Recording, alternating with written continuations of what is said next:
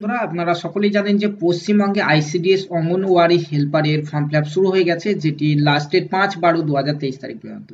10/11/2023 তারিখ থেকে 5/12/2023 তারিখ পর্যন্ত এই ফর্ম ফিল আপ চলবে। তো ফর্ম ফিল আপ সম্পূর্ণ অফলাইনে হবে, অনলাইনে কোনো ফর্ম ফিল আপ হচ্ছে না। ঠিক আছে, তো এই ফর্ম ফিল আপ কিভাবে করতে হবে এ টু জেড বিস্তারিত আলোচনা করব আজকের এই ভিডিওতে, যে কোন ঘরে কি ফিল আপ করতে হবে যাতে নির্ভুল ভাবে আপনারা আপনাদের ফর্মটি ফিল আপ করে জমা করতে পারেন এবং আপনাদের ফর্মটি যাতে রিজেক্ট না হয়। তো প্রথমে বলে দিতে চাই, এখানে আপনাদেরকে ফর্মের সঙ্গে অ্যাডমিট কার্ডের এখানে ফরম্যাট দেওয়া রয়েছে। তো এই হচ্ছে ফর্ম, আপনারা দেখতে পাচ্ছেন এই ফর্মটি ফিল আপ করে তো জমা করতেই হবে। তার সঙ্গে নিচের দিকে রয়েছে দুটি অ্যাডমিট কার্ড, চলুন দেখাচ্ছি, দেখতে পাচ্ছেন এখানে।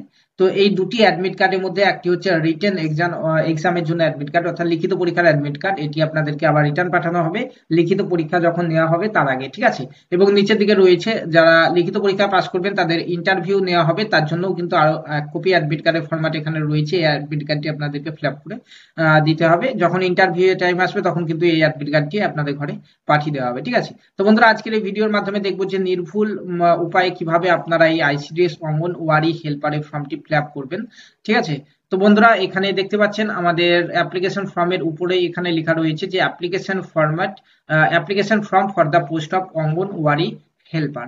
ঠিক আছে, তো বন্ধুরা আপাতত আমাদের পশ্চিমবঙ্গের দার্জিলিং ডিস্ট্রিক্টে এই নিয়োগটি শুরু হয়েছে এবং পশ্চিমবঙ্গের অন্যান্য ডিস্ট্রিক্টে খুব শীঘ্রই এই নিয়োগ শুরু হয়ে যাবে। যারা অন্যান্য ডিস্ট্রিক্ট থেকে ভিডিওটি দেখছেন আপনাদের ডিস্ট্রিক্ট নেমটি অবশ্যই কমেন্টের মাধ্যমে জানাবেন এবং আইসিডিএস অঙ্গনওয়াড়ির সমস্ত আপডেটগুলি পাওয়ার জন্য আমাদের যে সেকেন্ড চ্যানেল রয়েছে জব উইথ প্রতাপ, এই ভিডিও ডেসক্রিপশন বক্সে লিংক দেওয়া রয়েছে, সেখানে জয়েন করে যাবেন। সেখানে আইসিডিএস অঙ্গনওয়াড়ি নিয়োগ সম্পর্কিত সম্পূর্ণ আপডেট তো পাবেনই, তার সঙ্গে আইসিডিএস অঙ্গনওয়াড়ির যে সিলেবাস ওয়াইজ ক্লাসগুলি রয়েছে সেগুলি আপনারা পাবেন। ঠিক আছে, তো বন্ধুরা চলুন ফর্মটি কিভাবে ফিল আপ করতে হবে সেটি দেখে নিই। ফর্মটি কিন্তু ইংলিশে ফিল আপ করতে হবে, ঠিক আছে, বাংলাতে ফিল আপ করলে হবে না।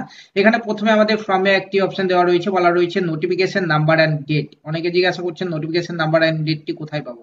তো দেখুন আইসিডিএস অঙ্গনওয়াড়ির দার্জিলিং জেলার জন্য অনেকগুলি নোটিফিকেশন বেরিয়েছে, তার মধ্যে আপনার আপনার এলাকার যে নোটিফিকেশন সেই নোটিফিকেশনটি আপনি ডাউনলোড করবেন দার্জিলিং ডিস্ট্রিক্টের অফিসিয়াল ওয়েবসাইটে গিয়ে, সে কিংবা আমাদের টেলিগ্রাম গ্রুপ কিংবা হোয়াটসঅ্যাপ গ্রুপে পেয়ে যাবেন এবং আপনার যে নোটিফিকেশন রয়েছে সেটি ওপেন করার পরে এখানে আপনারা কিন্তু পেয়ে যাবেন। এটি দেখতে পাচ্ছেন এখানে মেমো নাম্বার দেওয়া রয়েছে এবং এখানে ডেট দেওয়া রয়েছে। ঠিক আছে, তো এই দুটি জিনিসকেই কিন্তু ওই জায়গায় লিখতে হবে। তো এখানে অনেকগুলি নোটিফিকেশন বের হয়েছে এবং প্রত্যেকটি নোটিফিকেশনে কিন্তু নোটিফিকেশন নাম্বার এবং ডেট কিন্তু আলাদা দেওয়া রয়েছে। ডেটটি একই রয়েছে কিন্তু নোটিফিকেশন নাম্বার আলাদা রয়েছে। তো আপনার এলাকার যে নোটিফিকেশন সেটি কিন্তু ওপেন করে ওইটি দেখে নিয়ে এই জায়গায় লিখবেন। ঠিক আছে, তারপরে এখানে দেখতে পাচ্ছেন পোস্ট অ্যাপ্লাই ফর।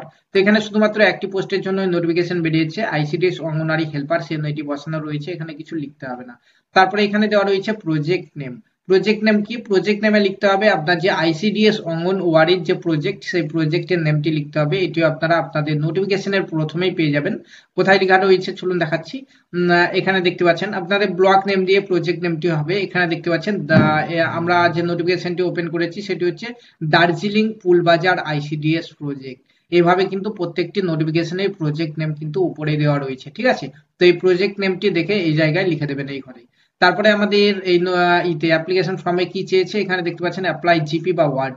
যারা গ্রাম পঞ্চায়েতে বাস করেন তারা এখানে নিজের গ্রাম পঞ্চায়েত নেমটি লিখবেন এবং যারা ওয়ার্ড নাম্বার রয়েছে যাদের, তারা এখানে ওয়ার্ড নাম্বারটি লিখবেন, পৌরসভার যারা রয়েছে, মিউনিসিপ্যালিটির যারা রয়েছেন। ঠিক আছে, তারপরে এখানে দেখতে পাচ্ছেন এই ঘরটি কিন্তু খুব গুরুত্বপূর্ণ। এই ঘরে বলা হয়েছে যে language apply for written examination, অর্থাৎ আপনি লিখিত পরীক্ষা কোন ল্যাঙ্গুয়েজে দিতে চান। প্রথমে রয়েছে বাংলা, তারপর রয়েছে নেপালি, তারপর রয়েছে হিন্দি, তারপর রয়েছে ইংলিশ। তো আপনি যে ভার্সনে আপনার পরীক্ষাটি দিতে চান সেই ভার্সনটি এখানে সিলেক্ট করবেন। যারা যারা বাংলায় পরীক্ষা দিতে চান এখানে লিখবেন বাংলা। ঠিক আছে, এই বাংলাটি লিখে দেবেন। যারা ইংরাজিতে দিতে চান এখানে লিখবেন ইংলিশ। ঠিক আছে, তো অ্যাপ্লিকেশন ফর্মে এগুলি ফিল আপ করার পরে আমাদের চলে আসছে এখানে পার্সোনাল ডিটেলস। পার্সোনাল ডিটেলসে আমাদেরকে কি কি ফিল আপ করতে হবে চলুন দেখে নিচ্ছি। তো নিচের দিকে আসার পরে এখানে দেখতে পাচ্ছেন পার্সোনাল ডিটেলসে প্রথমেই চেয়েছে অ্যাপ্লিকেন্ট নেম। তো এখানে আপনার যে নেম রয়েছে সেই নেমটি ব্লক লেটারে বড় করে এখানে লিখবেন। ঠিক আছে, তারপরে নিচে রয়েছে দেখতে পাচ্ছেন ফাদার নেম কিংবা মাদার নেম কিংবা গার্জিয়ান নেম, যার বাবা রয়েছে বাবার নামটি লিখবেন কিংবা মায়ের নাম লিখতে পারেন, কিংবা যার বিয়ে হয়ে গেছে তাদের এখানে স্বামীর নামটি লিখতে পারেন, ঠিক আছে। তারপরে এখানে অ্যাপ্লিকেশন এজ, আপনার বয়স কত সেটি এখানে লিখতে হবে। তারপরে নিচের ঘরটিতে জেন্ডার অর্থাৎ ফিমেল, এই জায়গাটিতে ফিমেল কিংবা এফ লিখে দেবেন, ঠিক আছে। তারপরে এখানে দেখতে পাচ্ছেন ডেট অফ বার্থ চেয়েছে, প্রথমে ডেট, তারপর মান্থ, তারপর ইয়ার। এখানে ডেট অফ বার্থ আপনার যারা রয়েছে আধার কার্ডে কিংবা মাধ্যমিক অ্যাডমিট কার্ডে সেটি দিয়ে দেবেন। তারপরে এখানে দেখতে পাচ্ছেন name of the residential GP কিংবা বন্ধুরা এখানে এসসি এসটি কিংবা ওবিসি কিংবা জেনারেল আপনি যাই হয়ে থাকুন না কেন, এখানে যে কাস্টের ঘর রয়েছে এই ঘরটিতে কিন্তু লিখতে হবে, ঠিক আছে। তারপরে এখানে দেখতে পাচ্ছেন পরের যে ঘর রয়েছে সেটিতে হাইয়েস্ট এডুকেশনাল কোয়ালিফিকেশন চাওয়া হয়েছে, আপনার এইচএস হয়ে থাকলে এইচএস কিংবা গ্র্যাজুয়েশন করে থাকলে গ্র্যাজুয়েশন, আপনার যে এডুকেশনাল কোয়ালিফিকেশন রয়েছে হাইয়েস্ট সর্বোচ্চ সেটি কিন্তু এখানে লিখতে হবে। তারপরে এখানে দেখতে পাচ্ছেন ন্যাশনালিটি, এখানে কিন্তু ইন্ডিয়ান লিখতে হবে সকলকেই। তারপরে এখানে আপনার মোবাইল নাম্বারটি দেবেন, মোবাইল নাম্বার দেওয়ার পরে এখানে আধার কার্ড নাম্বার দিতে হবে, যে অ্যাপ্লাই করছেন তার আধার কার্ড নাম্বারটি দিতে হবে, এবং নিচের ঘরে এখানে দেখতে পাচ্ছেন ক্যান্ডিডেট ইপিক নাম্বার অর্থাৎ ভোটার কার্ড নাম্বারটি কিন্তু এখানে লিখতে হবে, ঠিক আছে। তার সঙ্গে এখানে এক কপি ছবি আপনাকে দিতে হবে। তারপরে এখানে আপনার সিগনেচার করতে হবে যারা যারা আবেদন করছেন। তারপরে অ্যাপ্লিকেশন ফর্মটি এখনো রয়েছে, চলুন দেখে নিই। এখানে দেখতে পাচ্ছেন রেসিডেন্টিয়াল ডিটেলস রয়েছে, আপনি যেখানে বাস করেন সেই ডিটেলসটি লিখতে হবে। প্রথম ঘরে এখানে দেখতে পাচ্ছেন ভিলেজ নেম কিংবা গ্রাম পঞ্চায়েত নেম কিংবা ওয়ার্ড নেম লিখবেন, এখানে ভিলেজ নেমটি লিখে দেবেন, ঠিক আছে, কিংবা গ্রাম পঞ্চায়েত নেম লিখলেও কিন্তু হবে, দেখতে পাচ্ছেন ওয়ার্ড গ্রাম পঞ্চায়েত সেটি লিখলেও হবে। তো এখানে প্রথমে আপনার ভিলেজটি লিখবেন, ভিলেজটি লেখার পরে এখানে আপনি ওয়ার্ড দিয়ে দিবেন, গ্রাম পঞ্চায়েত দিয়ে দিবেন, ঠিক আছে, এই তিনটি জিনিস এখানে লিখে দেবেন। তারপরে এখানে দেখতে পাচ্ছেন ব্লক এবং পোস্ট অফিস লিখতে হবে। তো এখানে প্রথমে আপনার ব্লকের নেমটি লিখবেন, তারপরে এখানে এই লাস্টের দিকে এখানে পোস্ট অফিস নেমটি লিখবেন, এবং এখানে সাব ডিভিশন অফিস লিখতে হবে, প্রথমে এসডি অফিস যেটি, ঠিক আছে, সেটি লিখতে হবে। তারপরে এখানে পুলিশ স্টেশন নেমটি লিখতে হবে, এভাবে লিখতে হবে। তারপরে এখানে আপনার পিনকোডটি দেবেন এই ঘরে, এবং এখানে দেখতে পাচ্ছেন রেসিডেন্টিয়াল সার্টিফিকেট ইস্যু। তো এখানে রেসিডেন্টিয়াল সার্টিফিকেট আগের ভিডিওতে যেমনটা বলেছিলাম আপনি ব্লক থেকে নিতে পারেন, সভাপতির কাছ থেকে কিংবা এমএলএ এর কাছ থেকে নিতে পারেন, বিডিওর কাছ থেকে নিতে পারেন, কিংবা আপনি গ্রাম পঞ্চায়েত থেকে নিতে পারেন। তো যেখান থেকে নিচ্ছেন সেটি কিন্তু এখানে কোন অথরিটি ইস্যু করছে আপনার সার্টিফিকেটটি সেটি এখানে লিখতে হবে, এবং এখানে দেখতে পাচ্ছেন ডেট অফ ইস্যু অর্থাৎ কোন তারিখে আপনার সার্টিফিকেটটি ইস্যু হচ্ছে সেটি কিন্তু এখানে লিখতে হবে। কারণ যদি পার্মানেন্ট অ্যাড্রেস থেকে থাকে অর্থাৎ রেসিডেন্টিয়াল অ্যাড্রেস থেকে পার্মানেন্ট অ্যাড্রেস যদি আলাদা হয়ে থাকে সেটি সেম, এখানে যা লিখলেন আপনি যেখানে থাকেন সেই জিনিসটি এই ঘরেও লিখবেন, ঠিক আছে। এখানে ভিলেজ এখানে দিতে হবে আপনাকে, গ্রাম পঞ্চায়েত নেম, ওয়ার্ড নাম্বার, গ্রাম পঞ্চায়েত নাম্বার, গ্রাম পঞ্চায়েতের যে ওয়ার্ড নাম্বার রয়েছে সেটি দিতে হবে। এখানে আপনার পোস্ট অফিস নেমটি দিতে হবে, এখানে দিতে হবে আপনার এসডি অফিস নেম, এবং এখানে দিতে হবে পুলিশ স্টেশন, ঠিক আছে, নেম দিতে হবে, এবং এখানে দেখতে পাচ্ছেন পিনকোড এবং এখানে ডিস্ট্রিক্ট, ঠিক আছে, আপনার যে ডিস্ট্রিক্ট রয়েছে সেটি কিন্তু এখানে লিখতে হবে। তারপরে নিচের দিকে চলে আসবেন, নিচের দিকে আসার পরে এখানে এডুকেশনাল যে কোয়ালিফিকেশন রয়েছে সেটি আমাদেরকে লিখতে হবে। আপনারা দেখতে পাচ্ছেন এখানে বলা রয়েছে হাইয়েস্ট এডুকেশনাল পাস, তো আপনার হাইয়েস্ট এডুকেশনাল রয়েছে সেটি এখানে লিখতে হবে।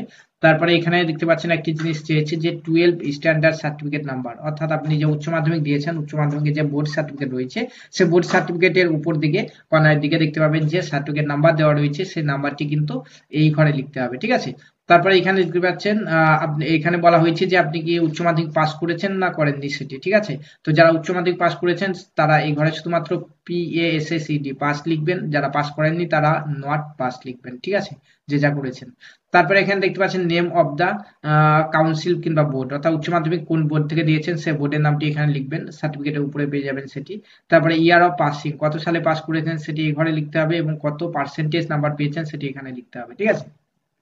যাদের কাস্ট সার্টিফিকেট রয়েছে এখানে দেখতে পাচ্ছেন বলা রয়েছে কাস্ট এখানে লিখতে হবে, জেনারেল, এসসি এসটি ওবিসি যাই বা হয়ে থাকুন সেটি এখানে কিন্তু লিখতে হবে। কাস্ট সার্টিফিকেট নাম্বারটি এখানে দিতে হবে, কাস্ট সার্টিফিকেটেই পেয়ে যাবেন। ডেট অফ ইস্যু কাস্ট সার্টিফিকেটেই পেয়ে যাবেন।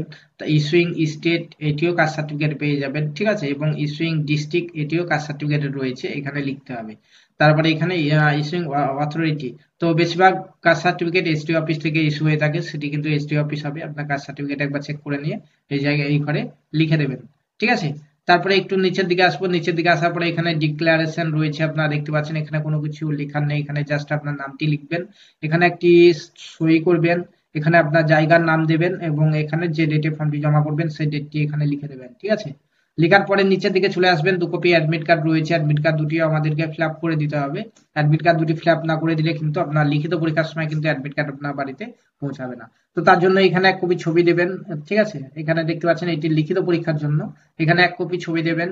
তার সঙ্গে এখানে এই ঘরগুলি আমাকে লিখতে হবে। আমাদেরকে প্রথমেই লিখতে হবে আমাদের নাম, তারপরে লিখতে হবে গার্জিয়ান নেম অর্থাৎ ফাদার নেম, বাবার নেম কিংবা স্বামীর নেমটি লিখতে হবে এখানে। যাদের বিয়ে হয়ে গেছে তারা স্বামীর নাম লিখবেন, যাদের বিয়ে হয়নি তারা বাবার নাম লিখবেন। তারপরে এখানে কন্ট্যাক্ট নাম্বারে আপনার মোবাইল নাম্বারটি দেবেন, অ্যাক্টিভ মোবাইল নাম্বার দেবেন। তারপরে এখানে দেখতে পাচ্ছেন নেম অফ দ্য গ্রাম পঞ্চায়েত, তো এখানে আপনার যে গ্রাম পঞ্চায়েত রয়েছে সেই গ্রাম পঞ্চায়েতের নামটি কিন্তু এখানে দিয়ে দেবেন। এবং এখানে আপনি লিখে দেবেন আপনার ভিলেজ, পোস্ট, পুলিশ স্টেশন ইত্যাদি জিনিসগুলি এখানে বড় করে লিখে দেবেন, ঠিক আছে। এবং এই যে ঘর রয়েছে এই ঘরে কিন্তু ফুলেও কেউ কিছু লিখবেন না, এটি একমাত্র অফিস থেকে লিখবে। আপনার রোল নাম্বার, কোথায় আপনার পরীক্ষা নেওয়া হবে, কবে পরীক্ষা নেওয়া হবে, সমস্ত কিছু এই জায়গাটিতে তারা ফিল আপ করে আপনার বাড়িতে পাঠিয়ে দেবে এই অ্যাডমিট কার্ডটি, ঠিক আছে। তারপরে নিচের দিকে আরো একটি অ্যাডমিট কার্ড রয়েছে, দেখতে পাচ্ছেন এটি। এই অ্যাডমিট কার্ডটি হচ্ছে যারা লিখিত পরীক্ষা পাস করবেন, ইন্টারভিউ এর জন্য ডাকা হবে যাদেরকে, তাদেরকে পাঠানো হবে।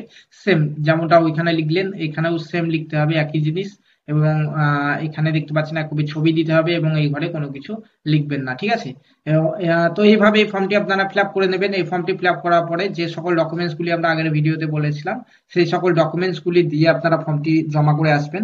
ফর্ম জমার তারিখ হচ্ছে 10/11/2023 তারিখ থেকে 5/12/2023 তারিখ, ঠিক আছে। তো বন্ধুরা, ভিডিওটি যদি ইনফরমেটিভ হয়ে থাকে অবশ্যই ভিডিওতে একটি লাইক করবেন এবং চ্যানেলটিকে সাবস্ক্রাইব করে নেবেন। এবং প্রতিনিয়তই আপনারা আপনাদের যে সিলেবাস রয়েছে আইসিডিএস অঙ্গনওয়াড়ি সেই ক্লাসগুলি ফ্রিতে পাওয়ার জন্য আমাদের যে সেকেন্ড চ্যানেল রয়েছে, ভিডিও ডেসক্রিপশন বক্সে লিংক দেওয়া রয়েছে, জব উইথ প্রতাপ, সেই চ্যানেলটিকে সাবস্ক্রাইব করতে ভুলবেন না। ধন্যবাদ।